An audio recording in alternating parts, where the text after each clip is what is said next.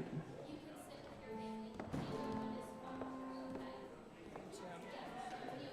here's what I made this for you. It's big letters. Would that be okay? And that's the order of service. So we're gonna need this one. We'll just tuck these in like this, okay? And you're gonna use this microphone, and I'm gonna stand next to you to make sure it's in the right place for your voice because I know it's not that strong, okay? And no, it's not right now. So that's why I'm able to stand up here and talk. Okay. They switch it on whenever one of us gets up here. Okay. Right. What do you?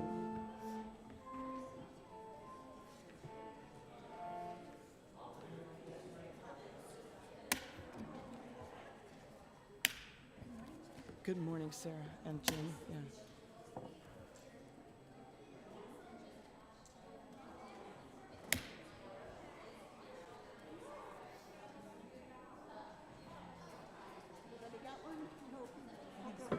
Some of them are double-sided. Sorry, they're just the way I copied it. Yeah, so everybody, all the names you have your room. Okay. I have a really bad cold, but not bad. I mean, it's not really bad.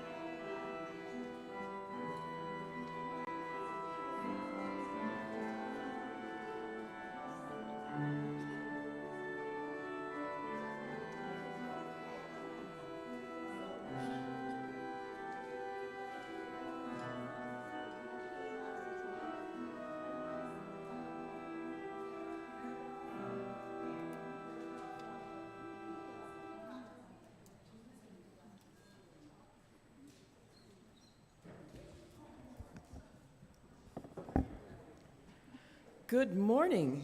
Good morning. And welcome to those of you joining us virtually and those of you here at All Souls Unitarian Church of Indianapolis. I am Sandy Reiberg. My pronouns are she, her, and I will be serving as the worship associate for today's service, together with Sarah Cannon, Director of Children's and Community Programming, pronouns she, her, and Reverend Katie Romano Griffin, our senior minister, whose pronouns are she, ella. We are your worship team on the chancel today. Today, we celebrate 455 years since Unitarians in our spiritual homeland of Transylvania established a tradition of religious freedom that we continue to honor and seek. Jim Schrmenti, to my left, who several years ago with his wife Betty organized trips to Sepsi St. George, Romania to visit our partner church there, will share some thoughts with us today about that personal connection to our Unitarian history. We will also celebrate our Unitarian roots as we hear from Reverend Sharon Dittmar from the Mid America Region of the Unitarian Universalist Association via television, sharing the brave acts of King John Sigismund, the first Unitarian king. We have some princesses with us and maybe some princes today too. It is a special morning, and you'll hear more about why as we proceed with our worship. Love is the spirit of all souls. If you are visiting us this morning, we are glad you are here with us. While nursery care is available, people of all ages are welcome in service, even old people like me. We invite you and everyone present to please complete a connection card. You'll find those at the ends of the pews. This card helps us know how best to stay connected and support you on life's journey. So we welcome you and invite you to bring with you this morning your whole self, your authentic self, as you join us in worship. And please know that if you would like some extra support for life's journey, our caring team is an extension of the ministry team and is here to support you, and you can reach them by calling All Souls and selecting their extension, or by emailing pastoralcare@allsoulsindy.org. Our Soul Matters theme this month is love. Sign up to get the Soul Matters packet through our In the Know message emailed weekly, so you can engage with the materials at home or here at All Souls in person or online. Thank you, Reverend Katie. Mil gracias, Sandy. Mil gracias. De nada. Buenos dias. It is a joy to be with you all today, and I have just a few short announcements. We are still, according to COVID Act now, on low, so masks are always welcome, but also optional in the sanctuary today. If you're with us online in the moment, or if you're checking in with us later, please like and share this video and make sure you're subscribed as well.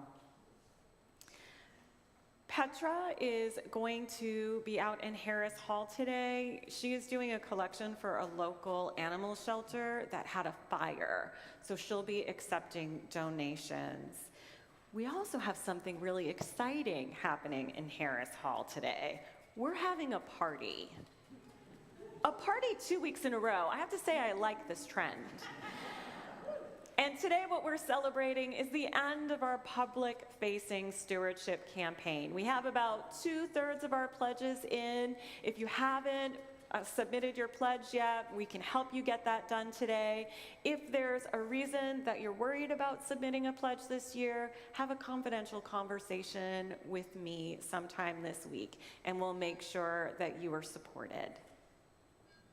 I want to issue a special invitation. The ACLU Indiana has reached out and asked for the presence of religious communities like ourselves at the State House tomorrow morning starting at 7:30, because the slate of hate, which is a slate of anti-LGBTQ laws, is going in front of the House and the Senate, and they need support. I will probably get there at 9. So if you want to meet me there, let me know. Send me an email, send me a text message, but I do plan to be there at 9 and to stay there and show up. And as many of us that can be there as possible is helpful, even if you must drop in throughout the day. We need to show numbers and show our support.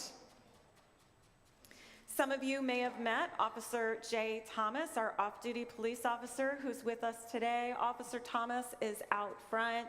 He's also periodically going to be driving around the neighborhood and through the parking lot, just sort of making sure that everyone is safe and that everything is comfortable and flowing as it should today. And he or one of his partners will be with us next week and going forward for the interim time. In this moment of our shared journey, may you feel witnessed and honored wherever you are on your journey. And may you remember that whether you are here for the first time or the thousandth, whomever you are, whomever you love, whatever your ability, gender, beliefs, political affiliation, or documentation status, you are welcome here, and you're never alone. Now let us greet our neighbors, especially new or returning visitors.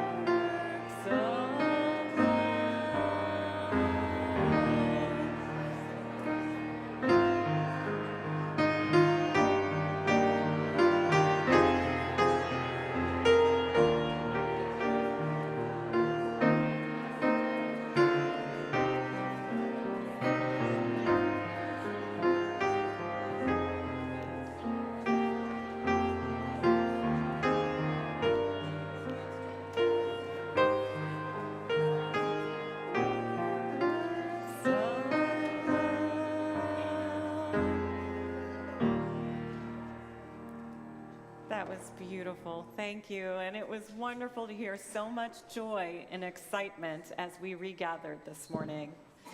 I give to you these words by the Reverend Kathleen McTeague. We come together this morning to remind one another to rest for a moment on the forming edge of our lives, to resist the headlong tumble into the next moment until we claim ourselves, awareness and gratitude, taking time to look into one another's faces and see there a communion, a reflection of our own eyes. This is a house of laughter and silence. Memory and hope is hallowed by our presence together. Come, let us worship.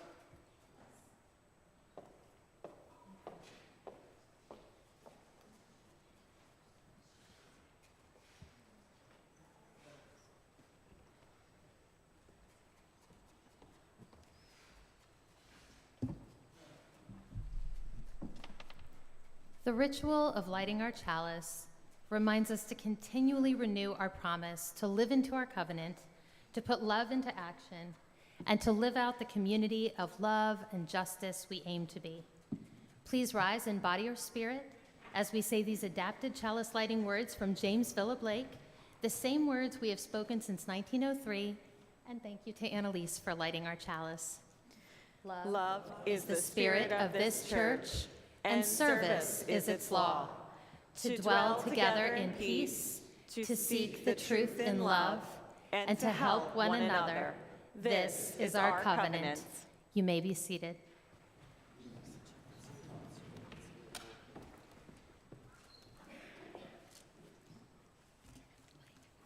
you want to grab one of the ones from there? Good morning, all.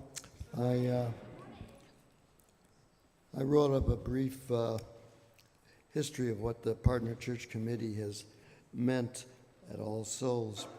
And I wanted to comment because I noticed this appears twice in the order of service.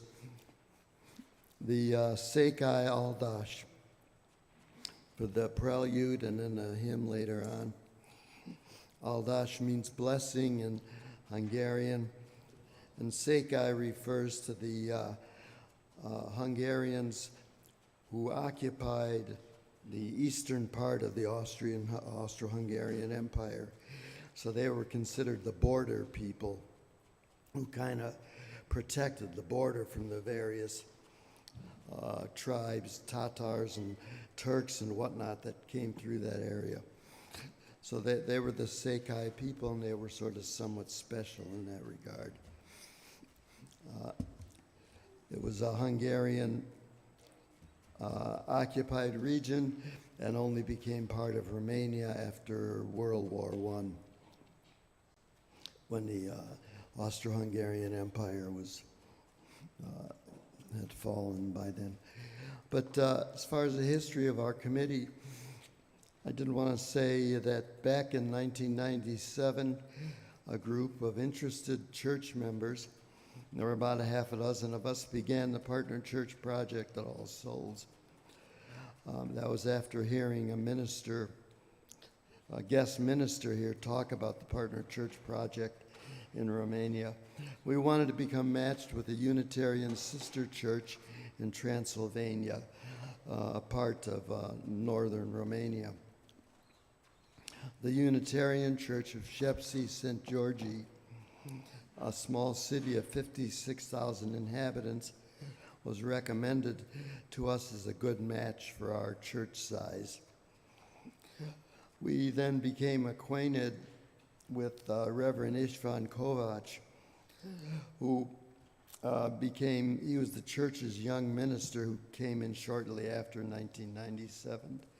And he had studied somewhat for some time in England and could speak good English, which was a help, a big help.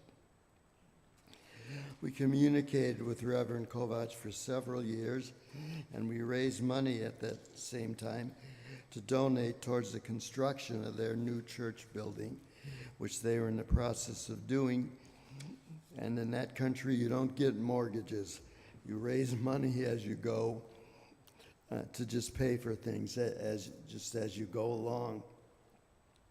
So we did raise some money for that purpose. In November 2001, several of our church members and our minister at that time, Reverend Bruce Clear, visited the Partner Church.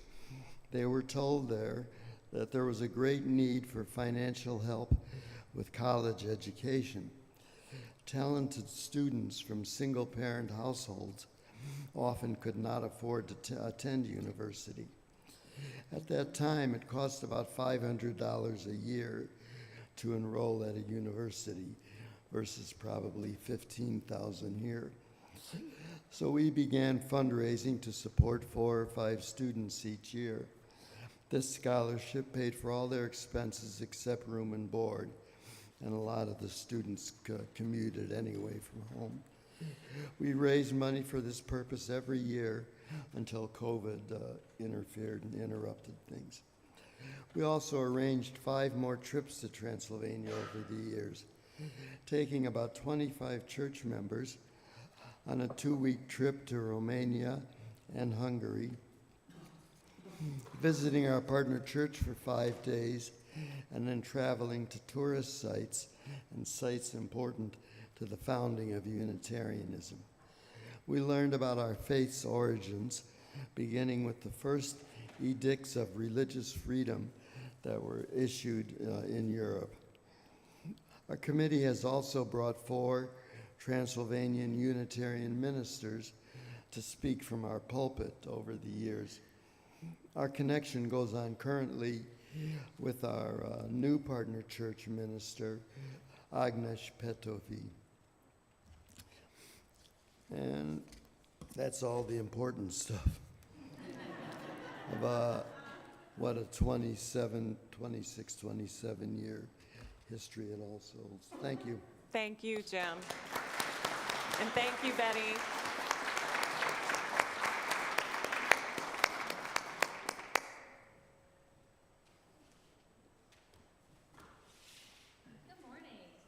Good morning. One of the things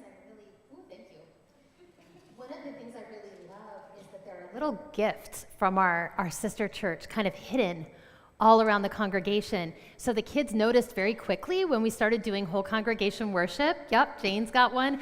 All of these beautiful cross-stitched hymnal covers all around the church. This is something we're hoping to learn to do too, and there are tapestries and other really beautiful things to keep an eye out for when you're moving around All Souls. How's everybody today? Yeah, it feels good to see you all here. And I'm also really excited because there's kind of a group project going on over here. Annalise, can I see your progress on this thing that you're working on in the corner? It's a mystery. It's an artistic mystery. We won't know what it is until it's done, but Susie knows. So it's all really exciting to me. And we have a very special guest today. I would call her our guest in the pulpit, but she's going to be our guest in the TV, which I think is kind of funny. Her name is Sharon Dittmar, and I don't know if you know this, but Sharon Dittmar is one of our special friends. She's a minister, and she works for the Mid America Region, which kind of starts right where we are and goes like way west. And so she's one of our helpers, and she gives us advice and support, and she loves woobles. Does anybody know what woobles are? I'll show you. Woobles are like these little tiny crocheted animals. There's an owl one, y'all. I just ordered one because we're right in the middle of owl. We clearly need to make an owl one. I have strong feelings. Annalise, what was your thought? You're making them right now? A penguin. A penguin? Nice. Can you help me with mine when it gets here? If I don't know what I'm doing, which is probable. So, but I am 100% here for woobles. And Reverend Sharon is also a sci-fi nerd, which I also am, so that makes me happy. But before we hear her speak today, the first thing we need to do is refresh our memories together about the idea of faith. And we've talked about this during the Time for All Ages before, right? So faith is something we believe. Is it something we can know? Oh, I just heard Susie answer. Is faith something that we can know for sure? No, it's not. It's something we believe, but we don't know. And that's different from science, which Unitarian Universalists also really care about. But lots of times, if we're curious and we do experiments, we can use science to prove that something is true. But so far, for as long as there have ever been people, there have been some things that we just can't prove. We can't prove whether there's a higher power or not. We can't prove where we go after we die or where we came from before we were alive. And we can't even really prove that we have souls. So we wonder and we explore. And sometimes we find an idea so beautiful that we think what Watson and Crick, who discovered the double helix shape of DNA, this was Elias's favorite DNA picture that we found. This is why we used this one. What they said when they found this, they had been trying to figure out the right shape for a really long time, and they looked at that double helix and they said, this has to be it because it's too beautiful not to be true. And there are a lot of things like that with faith as well, because Watson and Crick could prove that the double helix exists, but faith is different, and in a lot of ways, faith is much harder because you just have to believe and hope, but no one's ever going to come tell you, oh no, it's okay, you've got this. Like, you're right. You figured it out. And that has caused a lot of problems because people can get really uncomfortable when they don't know for sure. And sometimes they handle that by saying that they do know. And then they start to try and make other people agree with them because when a lot of people agree with you, what you believe feels more true. Now, 500 years ago, the Catholic Church was the religion in most of Europe. and it wasn't really okay to be anything else. But some folks said, and I feel like kids are going to relate to this, you know, you never print the Bible in a language we can read. You just tell us what you think it means. We should be able to read it for ourselves. And they also said, you know, you tell us we're supposed to be good, but rich people can give money to the church and then you say God forgives them. That does not seem fair because, like, I don't have any money in my pocket, but I think I'm good too. So these people who today we call Protestants because, hey, they were protesting, they left the Catholic Church and they started a new kind of Christian church without permission or anything, which was like world-changing, mind-blowing, banana pants. They claimed their religious freedom, and hey, we're UUs, we get that. Now, here's the thing. You might expect that Protestants who had gone through this hard thing would be like defending everybody else's religious freedom. Because who would understand better than them why freedom's so important? It did not work out that way. In fact, they were really super mean to some of our spiritual ancestors, like Michael Servetus, who had different ideas about God than they did. Do you see the trap that Protestants got themselves caught in? Instead of saying, well, being told there's only one true faith stinks. Let's not do that again. They said, those guys were wrong about the one true faith, but fortunately, we're right. But they couldn't know that. That's not how faith works. Faith is something you believe and can't know. Now, Sebastian Castellio, another spiritual ancestor of ours, kind of told them off. He said that you've got to be saved by your own faith and not by anybody else's. But they were not very good listeners.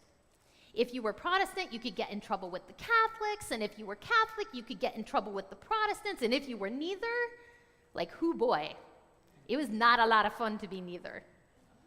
And this, my friends, is the mess that people in Europe were in at the beginning of the story Reverend Sharon is going to tell you about, and I think Reverend Katie may speak about also. A bunch of people trying to make everybody else believe the same as them because faith is hard and crowds feel safer. Spoiler alert, here come the Unitarians. Thank you. At this time, will you please rise and sing hymn number 1043, Sakeli Aldas. Okay, remember?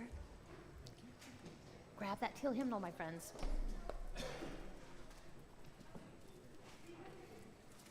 One, 0, 4, 3.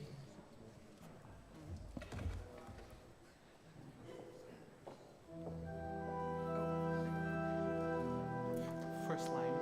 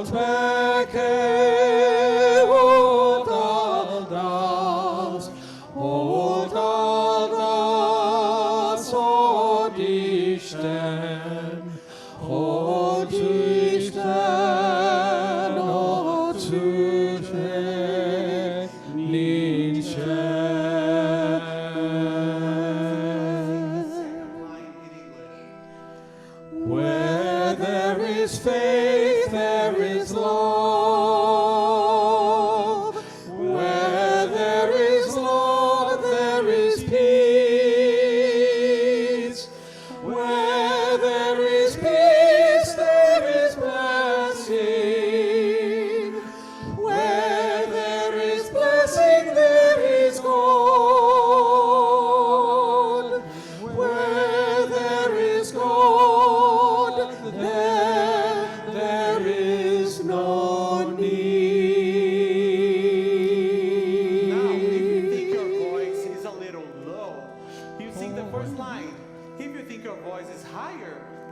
the second line, and let's do everything together.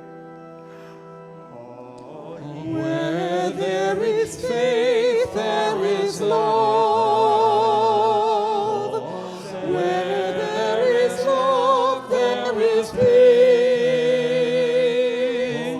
Where there is peace, there is blessing. Where there is blessing, there is God. Where there is God, there is no need. One last time, only voices now. Where there is faith, there is love. Where there is love, there is peace. Where there is peace, there is blessing. Where there is blessing, there is God. Where there is God, there is no need.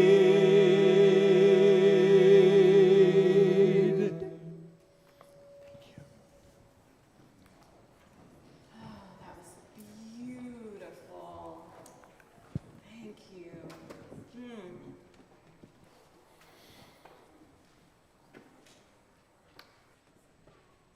Let us continue to center ourselves in love. Let us continue to center ourselves in this love that holds us, moves in us, through and around us, and helps us to hold others. As we rest in this moment with our partner church on our hearts, let us remember that all of the UU partner churches in some way right now are involved in supporting refugees from the Ukraine. As that war continues to rage. And something you should also know about our partner church. Now, while 455 years ago, King John Sigismund declared that there would be religious freedom, he was our first Unitarian king. While he made that bold statement, our partner churches, our Unitarian kin in Hungary are a religious minority that is heavily persecuted.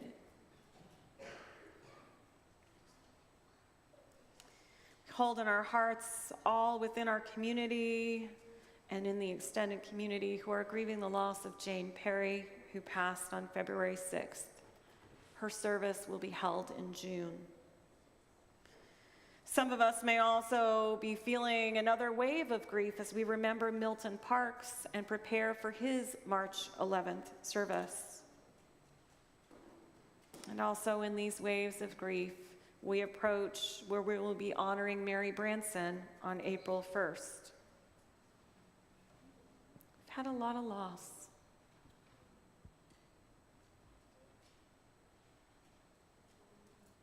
I'm wondering if maybe you are experiencing the anniversary of a loss of a loved one, or maybe you are feeling strain or struggle or grief or fear related to any number of the experiences you are having in life right now. Perhaps within you there is a fear raging as we consider there have been 71 mass shootings so far this year. Or maybe you're worried about the slate of hate in our state and many others across our nation. Maybe you're worried about your right to exist as a human being or that of someone you love. Let us open our hearts as we hold space for all of these things today, and may these words of Jesuit Pedro Arrupe move through you. There is nothing more practical than finding what is sacred or holy to you. That is, than falling in love in a quite absolute, final way. What you are in love with, what seizes your imagination, will affect everything. It will decide what will get you out of bed in the morning, what you will do with your evenings, how you spend your weekends, what you read, who you know, what breaks your heart, what amazes you with joy and gratitude. Even when your heart is breaking, fall in love. Stay in love and let love decide everything. Love is the spirit of our church. May it have its way with each of us today and always.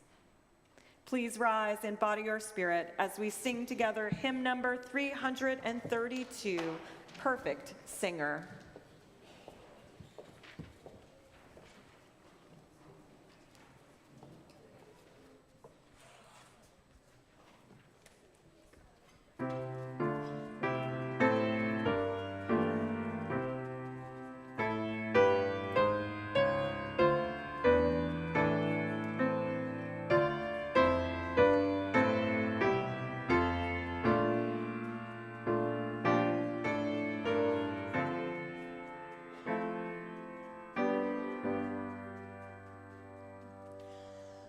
Perfect singer, songs of earth, rise on every field and earth. Let our voices sound again, ancient songs of joy and pain. All your creatures strive for life, suffer hurting, angry strife, seek compassion, find release in the covenant of peace. Sing a sacred melody for the justice that shall be. Let our harmonies resolve, dissonance instead, fast love. Steadfast seeker, find our song, woven into life made strong. Let the patterns of surprise kindle with each sunrise.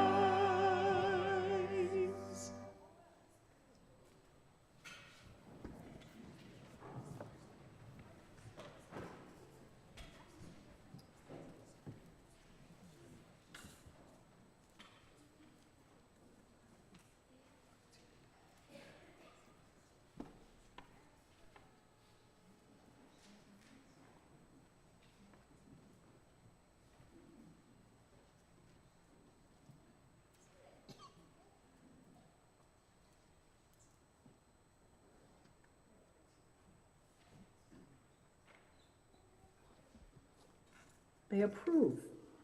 Therefore, no one shall. And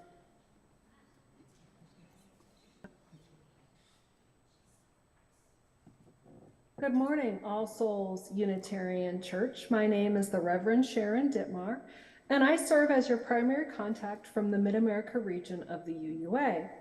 I bring you greetings from the UUA this morning and congratulations for your ministry in the city of Indianapolis for 120 years. I have had the distinct pleasure of preaching from your pulpit, and so I like to imagine myself as delivering this sermon live today with you, though I come to you pre-recorded. I was invited to preach today by your minister, the Reverend Katie Romano Griffin, and it is my understanding that your congregation has had a full month. You are not only celebrating things such as the completion of your stewardship campaign, huzzah, but also the anniversary of the Edict of Torda. We are now just 455 years past its passage. For those of you not familiar with the Edict of Torda, it was passed in January 1568 by King Sigismund of Transylvania in modern-day Romania. In 1568, the discussion of religion in Europe was fraught with danger. Catholics and Protestants engaged in violent disagreements. In addition, King Sigismund's land bordered the Ottoman Empire, which was Muslim. This was not a time of religious diversity in general, nor acceptance, but one of dissent and violence. And so these words from the Edict of Torda are quite unusual.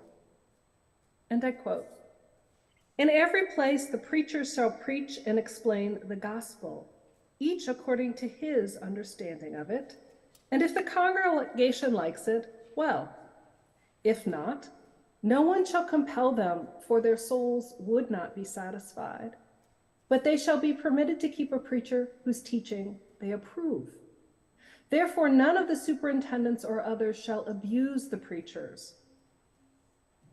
No one shall be reviled for his religion by anyone, according to the previous statutes, and it is not permitted that anyone should threaten anyone else by imprisonment or by removal from his post for his teachings. For faith is the gift of God, and this comes from hearing, which hearing is by the word of God." Most scholars speak of the Edict of Torda as the first European statement of tolerance among Christian faiths. It was so tolerant it included the anti-Trinitarians, those precursors to the Unitarians, people who did not believe in the Trinity. King Sigismund was heavily influenced first by his mother, who was open to Protestant diversity, unusual in her time, and later in life by Francis de Wied and George Biandrata, who were both anti-Trinitarians and must have been profoundly persuasive people. For he grew up Catholic, converted to Lutheranism, and ultimately to Calvinism. He also spent his entire life in conversation and communication and negotiation with the Ottoman Empire and King Suleiman the Magnificent and his son Selim II. What's notable, though, about the Edict of Torda is that it does not have any mention of non-Christian faiths in the kingdom, such as Islam or Judaism, so it has its limits. Nor does the edict offer freedom of expression for all, but rather it enabled congregations to choose the message they would like to hear without harm or injury to clergy who were not well received. It's actually a pretty remarkable concession from a European king in 1568. Many Unitarian Universalists find inspiration in the story of the Edict of Torda. Truthfully, I find it poignant, with an edge of sadness, a story about the challenge of tolerance and acceptance and living into one's values. I know we're in a celebration Sunday, but before we rush on to celebrate, I want to honor that it is a challenge to live into one's faith, which is why the celebration of it matters. The Edict of Torda was created in 1568, but by 1571, King Sigismund had died, and the new ruler halted religious innovation, as well as restricted Calvinist and anti-Trinitarian teachings. George Biandrata and Francis de Wied had a spectacular falling out. Francis de Wied continued to religiously innovate, was sent to prison, and there died. And Biandrata, too, seems to have died in obscurity, though most likely from a violent death. What astonishes me today is that there are Unitarians in Romania. The Edict of Torda took hold, and through centuries of war and occupation by monarchies and governments and oppressive regimes, and along with a host of ethnic differences and different languages, its legacy continues. What I also observed, though, is that the rest of Europe was not swept away with the desire to practice religious tolerance and diversity.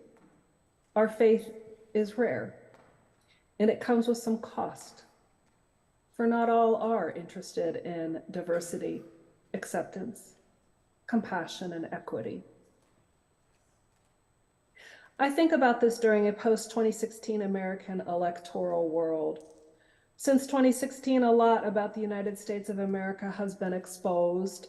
Our struggles with white supremacy culture, with Christian nationalism, white nationalism, and our general challenge to continue to communicate as a civil society when social media continually separates us into siloed groups.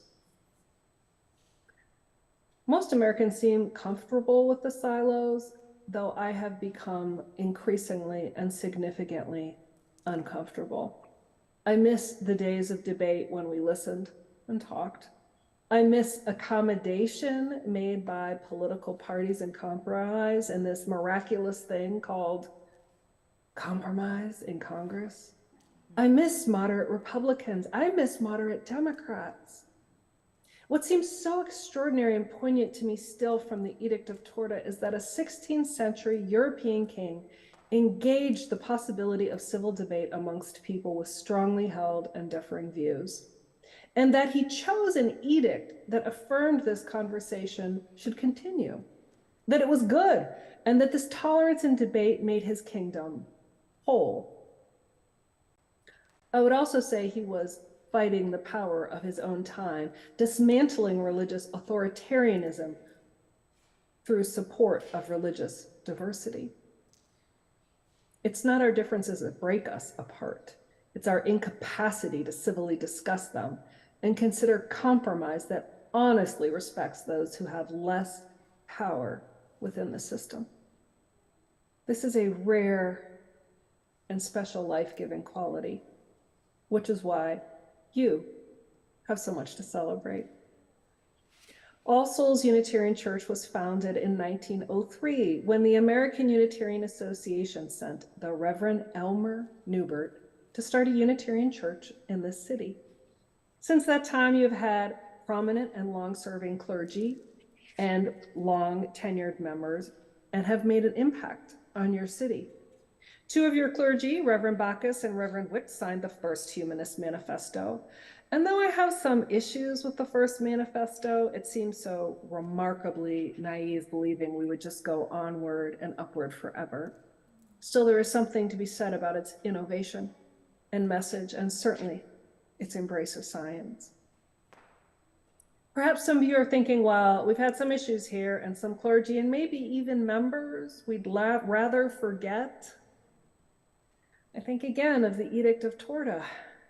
There was one bright shining day when an edict was proclaimed and there were problems thereafter and things that went awry and harm that happened. That doesn't take away from the shining day. It does not diminish an edict that gave communities of faith the power to choose their clergy and the message of their clergy, and that encouraged diversity of theological thought as well as debate about it. Since she assumed presidency of the UUA in 2017, the Reverend Susan Frederick Gray has often said, and I quote, "This is no time for a casual faith." She likes to tell us that our faith has a role to play in this very time. She's right. Our faith does, and so does this congregation. In preparation for this sermon, I looked on your website to see what has All Souls been up to lately. Turns out that since the ministry of Reverend Zinke, you've been up to quite a few things. There's a section on your website entitled Building the Beloved Community, and a link that takes the reader to an explanation of your many partnerships and service projects. You are supporting migrant communities with the East Coast Migrant Head Start program. You continue to work with homeless families through the Family First and Interfaith Hospitality Network. You've supplied donations to a shelter for the survivors of domestic violence, and you host the All Souls Children's Defense Fund Freedom School program during the summer.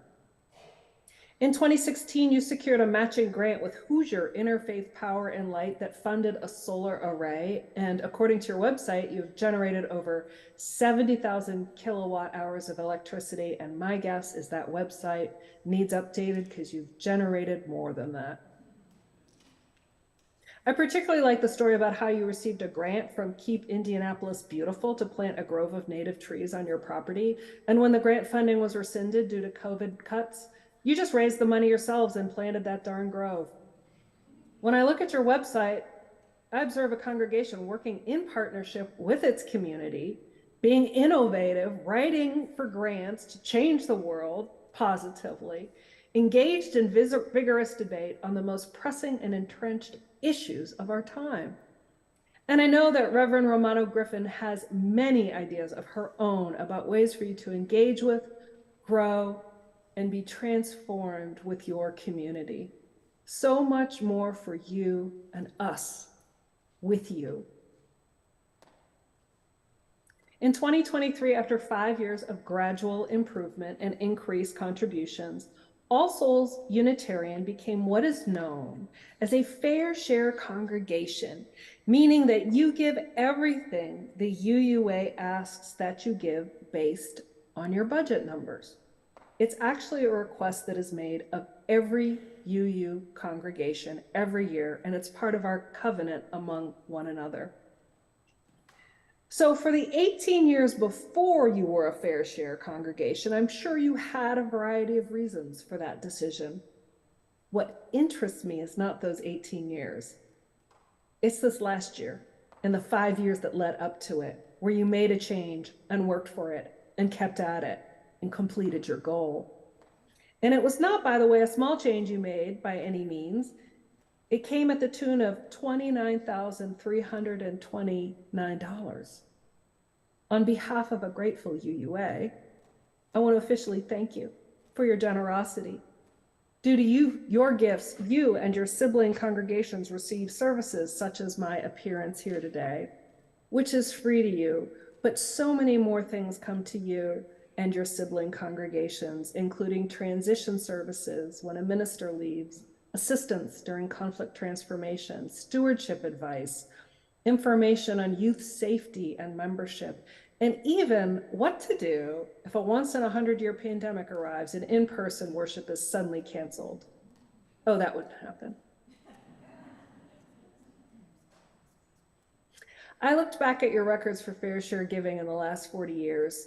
You've only been a fair share congregation, meaning you gave all of your gift, for 8 of those 40 years. So from 1999 to 2004, you were fair share, and then this year in 2023. Now, some of you might be embarrassed by this, but I am actually greatly heartened by your trajectory. It gives me hope, not only in your capacity to change and grow, but to reach, to stretch, to be transformed and be generous. I think of you as a can-do congregation. It's a pandemic. What are you going to do? Oh, we're going to start some sorely needed social justice programming. Oh, and by the way, we're going to give more money to the UUA than ever in the past. Oh, and we're going to find a settled minister who's just incredible in her work, ministry, and capacity to build community and caring mutual relationships.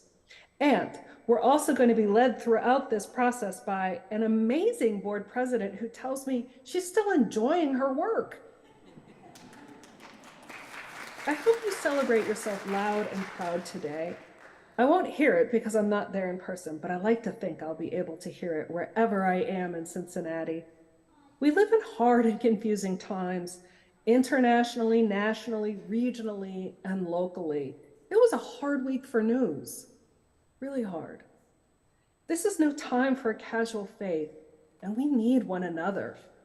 Celebrate loud and proud today for all that you have brought to the greater Indianapolis area and all that you can and will bring, for the members and families you've helped and will help, for the causes and people you've assisted and will assist, for the systems you've worked to change and will continue to work to change. It's not always easy, nor will it always be easy, and sometimes it just seems like too much. So rest when you need it, ask for help when you need it, and take care of one another. It can be easy to forget in times such as these that you offer a life-saving ministry in the city and greater Indianapolis area.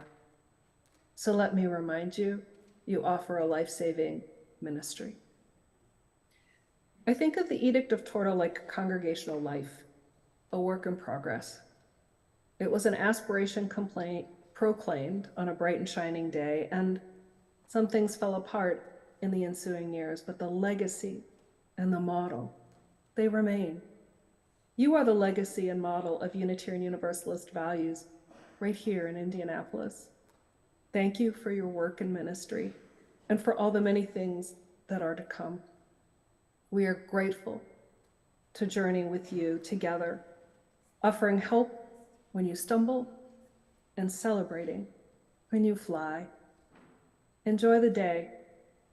It is beautiful to be here with you today in flight.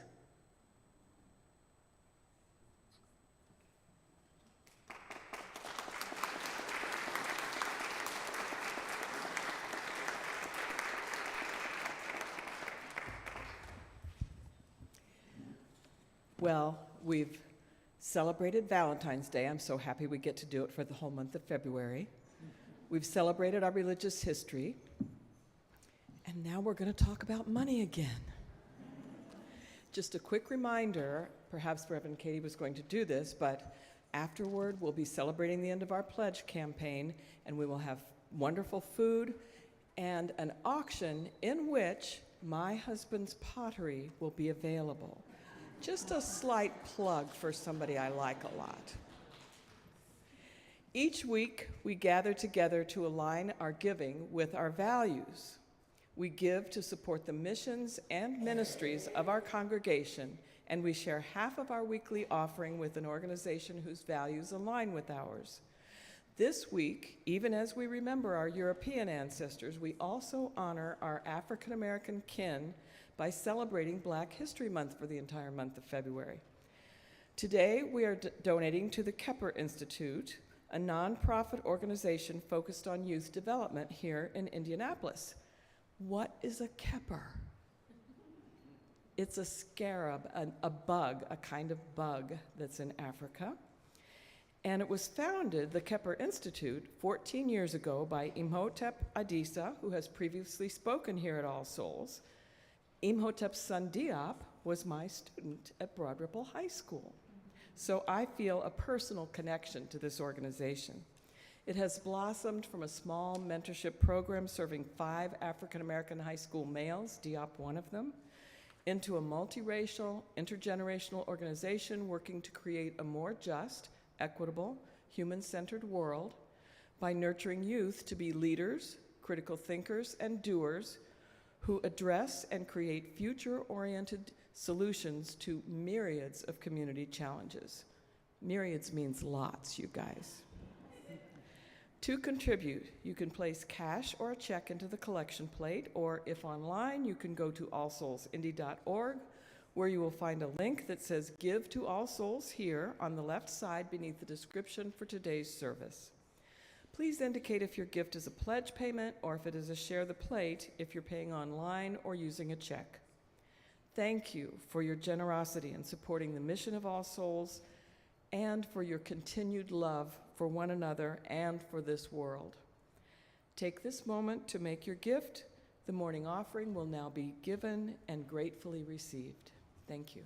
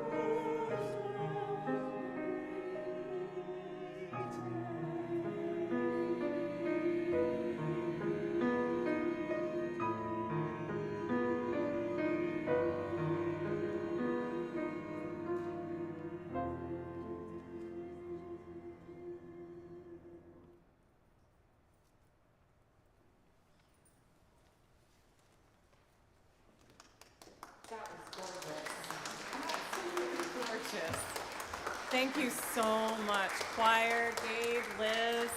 Wow.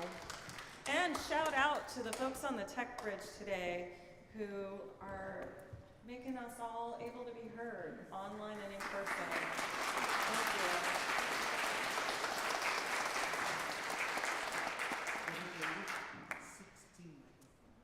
16 microphones that are being used today. 16 microphones with 3 folks up on the tech bridge. That is quite a bit. And it was Josh's birthday yesterday. I'm just gonna tell on him.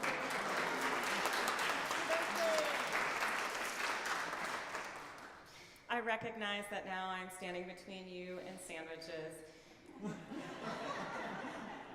But I just want to invite you to journey with me for a moment from where we began. We began in love with our covenants. We have talked about our history. We have equated it to current times. And I invite you to draw strength from our Unitarian roots, to continue to make sure that we don't fall into traps that our ancestors fell into, to think of ways to not only keep our faith free, but to keep faith free, and to keep bodies free, and so much more. I give to you these words by Rosemary Trummer to help us on our journey. Rosemary says, I want a word that means okay and not okay. A word that means devastated and stunned with joy. I want the word that says, I feel it all at once. The heart is not like a songbird, singing only one note at a time, more like a Tuvan throat singer, able to sing both a drone and simultaneously 2 to 3 harmonics high above it. A sound, the Tuvans say, that gives the impression of wind swirling among rocks. The heart understands the swirl, how the churning of opposite feelings weaves through us like an insistent breeze, leads us wordlessly deeper into ourselves, blesses us with paradox, so we might go more openly into this world so rife with devastation, this world so ripe with joy. Let us lean into the swirl and let love rise through us this day and always. May it be so. Amen, and blessed be. I invite you to enjoy our postlude, and then please head into Harris Hall for an amazing lunch prepared by our stewardship team. Oh my goodness, huge thank you to them, and thank you to everyone who's turned in their pledge and those who are going to. Let's celebrate, have fun, and enjoy Ollie's debut as auctioneer. Let's sing together. Do you want to sing? I'm going to keep on moving forward while we move forward to our sandwiches. Would you both like to go? Jim, would you like to process out with us?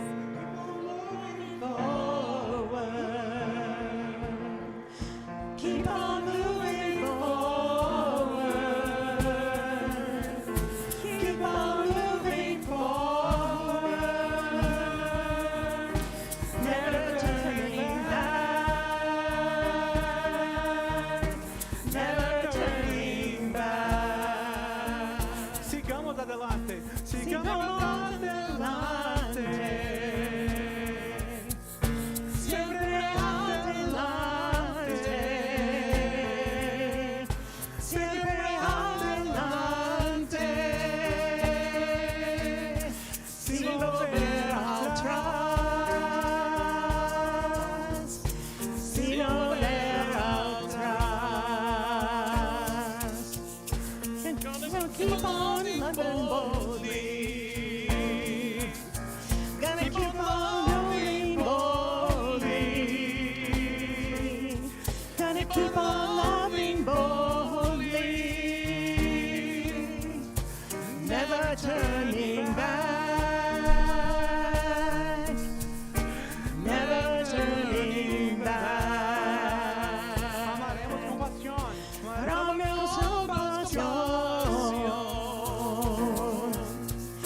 siempre compasión, siempre compasión, sin volver atrás, sin volver atrás.